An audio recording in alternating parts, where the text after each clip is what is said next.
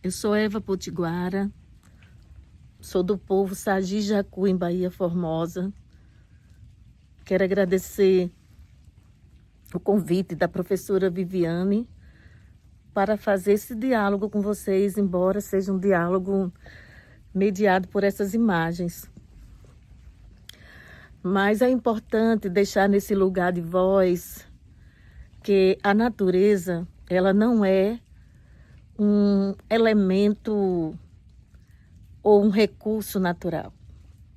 A natureza é uma entidade da qual nós chamados seres humanos, fazemos parte dela.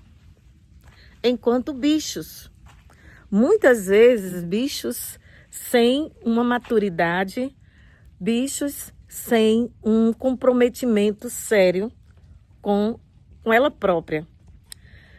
Então, falando nisso, esse tema da agroecologia, que hoje se fala tanto e se busca até como uma forma de alternativa para frear esse consumismo do processo colonial capitalista, que apenas suga por meio de uma agricultura cheia de agrotóxicos, uma agricultura de uma monocultura que suga também a terra, porque o foco da agricultura que temos é uma agricultura de uma produção em massa para enriquecer os empresários dessa monocultura. E a nossa preocupação, enquanto indígenas, é que a mãe terra tem sido sugada por interesses da ganância, por interesses desse capitalismo colonial que já tem mais de 5 séculos de aniversário. E queremos dizer para vocês que é desanimador estarmos no século XXI convivendo com a derrubada de árvores, com a derrubada de florestas para pasto, para mais gado, como se nós não tivéssemos gado suficiente, pois muita carne é exportada. Como se não tivéssemos soja suficiente, cuja maior parte dela também é exportada. E queremos chamar a atenção que as práticas culturais indígenas tradicionais, elas já têm uma relação de afetividade, intimidade, filial e ecossistêmica com a Mãe Terra.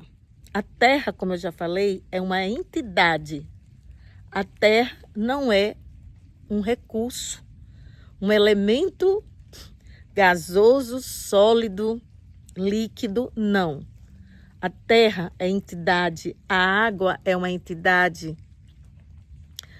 o fogo é uma entidade que deve ser respeitada, todas devem ser respeitadas.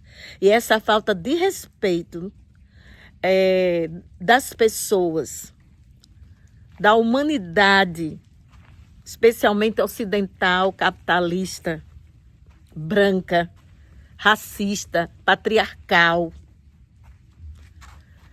consumidora, tem consumido a Mãe Terra. A mulher, a primeira mulher mais estuprada, a nossa Mãe Terra. E nós, povos indígenas, hoje somos aqui no Brasil mais de 305 povos, falando 204 idiomas. E temos nesses 305 povos práticas culturais milenares em relação à Mãe Terra.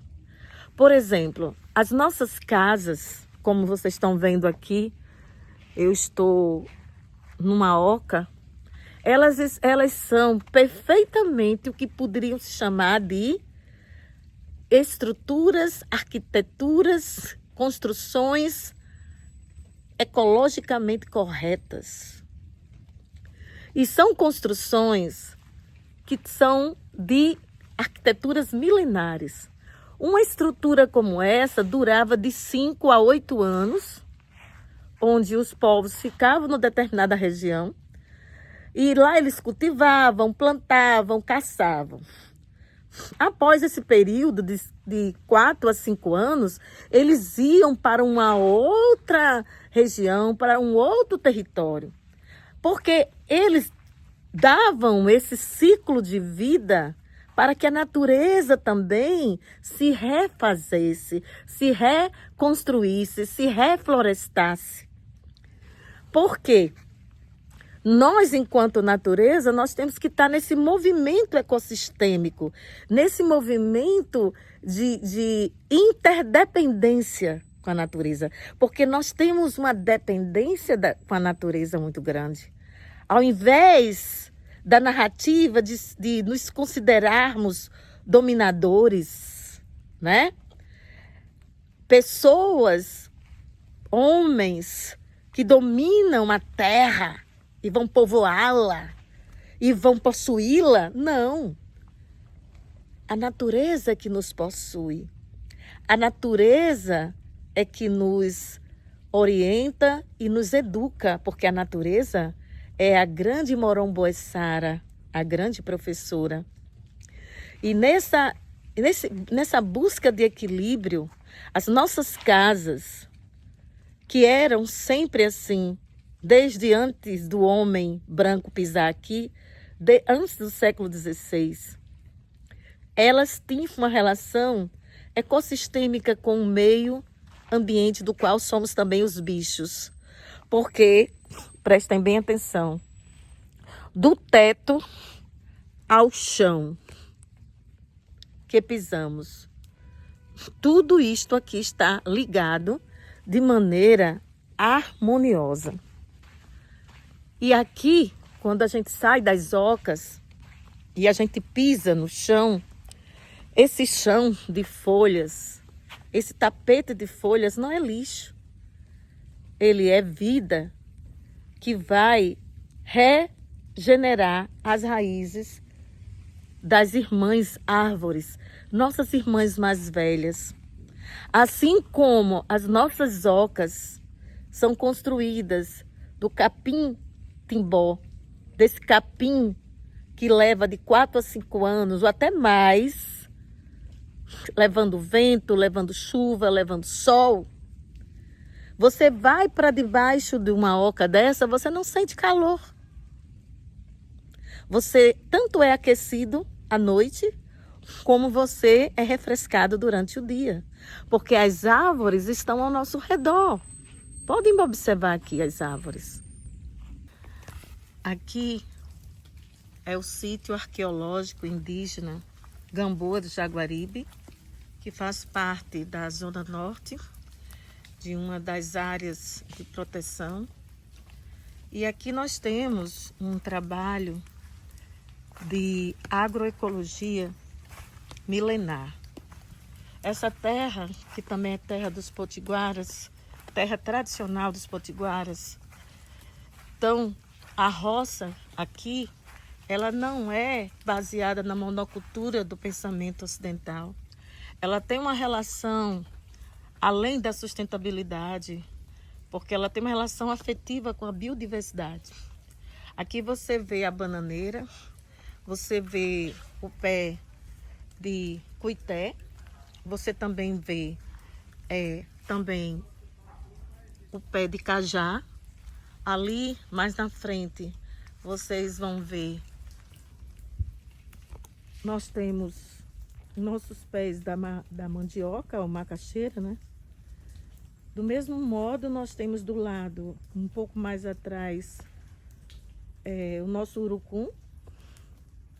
E assim por diante, nós temos várias culturas fazendo um conjunto ecossistêmico e equilibrado com o meio ambiente. E se vocês observarem também aqui, como as plantas se alimentam mutuamente. Nós temos um caminho feito todo de conchas, isso era uma estratégia também dos nossos povos, também de proteção. Porque a natureza, para ser protegida, ela também precisava que usássemos essa técnica da própria natureza nos avisar se os inimigos iam entrar na cidade, ele teria que fazer esse barulho. Então é uma forma também de proteger as nossas aldeias. Aqui nós temos a pitanga.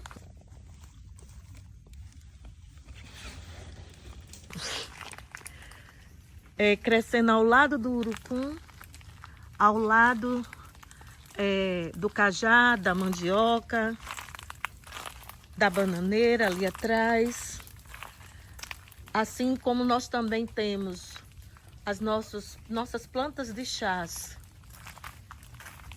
Ao mesmo tempo um lugar para descansar, como aquela rede ali atrás. Temos ainda mais e mais os pés. Vocês vão ver os pequenos também, a macaxeira ao lado das outras culturas. Aqui embaixo nós temos as nossas ocas, que nós utilizamos para reuniões, para estudos, recebemos escolas. Eu espero que vocês um dia venham aqui também para estar conosco. E aqui também nós temos nesse espaço, né? É um espaço de sustentabilidade, em que o próprio teto, né? Ele é feito de fibras da natureza, o capim-timbó. Então, neste momento aqui, eu quero chamar a atenção de vocês que estão estudando, que estão pesquisando sobre agroecologia. Leiam os escritores e escritoras indígenas, pesquisadoras e pesquisadores indígenas, leiam as práticas ecológicas, agroecológicas, as práticas tradicionais dos povos indígenas. Percebam que tudo aqui é uma teia da vida que está interligada, uma teia da vida. A partir do momento em que a gente faz essa relação em que nós estamos com a natureza só numa rede, não apenas numa rede para dormir, mas estamos com ela também para trocar relações de alimento. Porque se eu como um peixe, amanhã o meu corpo vai alimentar essa terra, que vai alimentar as águas da chuva, que vai alimentar o rio onde está a família desses peixes. Porque os peixes, assim como os mamíferos e as aves, são nossos irmãos. Nós não somos melhores que eles. Nós estamos aqui para relações de vida. Estamos aqui para correlações com o universo. E as nossas cosmovisões indígenas são para lembrar que nós somos terra, nós somos água, nós somos fogo e nós somos ar. E que essas quatro entidades não são elementos, são teias da vida que nos entrelaça de maneira interdependente, de uma forma retroalimentar, ecossistêmica. Então, a partir deste diálogo, desta fala, eu gostaria de deixar essa reflexão para vocês, que nós, povos indígenas, nós estamos aqui, até aqui, chegamos no século XXI, apesar das perseguições, apesar de grandes genocídios. Por quê? Porque a Mãe Terra é nossa maior orientadora, é nossa maior guia nesta vida de luta. Por isso que eu estou com essas marcas, para lembrar que nós estamos em resistência, nós estamos em guerra. Porque nós somos um povo de guerra, somos de lutar por aquilo que nós temos relações vivas com a Mãe Terra. Relações vivas de cuidar, amar e cuidar. E é por isso que nós lutamos por cada árvore irmã, por cada bicho irmão. E sempre que vamos comer um bicho, nós temos uma relação também com eles. Amanhã, nós seremos alimento para os outros bichos. Amanhã, eles serão alimentados pelos nossos nutrientes que deixamos aqui. Porque a vida é essa circularidade. Assim como a nossa mãe natureza, ela se refaz a cada momento. Não podemos esquecer que essa circularidade da vida, ela é perene, ela é infinita. Porque se hoje, dentro da cadeia alimentar, se a nossa localização está lá no alto da pirâmide, daqui a pouco estaremos na base, pois nós voltaremos ao pó de estrela, pó que o vento leva e que o universo recolhe de volta. Na minha obra Hergueiros de Jurema, que eu não podia deixar de falar, que é um romance baseado em fatos reais da luta contra a monocultura da cana-de-açúcar, mostra nessa narrativa o quanto a terra é a nossa relação mais íntima, em que lutar pelo território, lutar pelo roçado, pela aldeia, é lutar em favor da Mãe Natureza, da Mãe Terra. Então é essa mensagem também dos Hergueiros de Jurema, daqueles que lutam pela mãe, por amor à mãe. Porque a Mãe Terra, ela estende a mão, mas também ela pede de volta aquilo que ela dá. Quero agradecer este momento, mais uma vez, essa oportunidade. Espero que possamos estar em outros momentos com vocês. Ao EBT, muito obrigada. Eva Potiguara.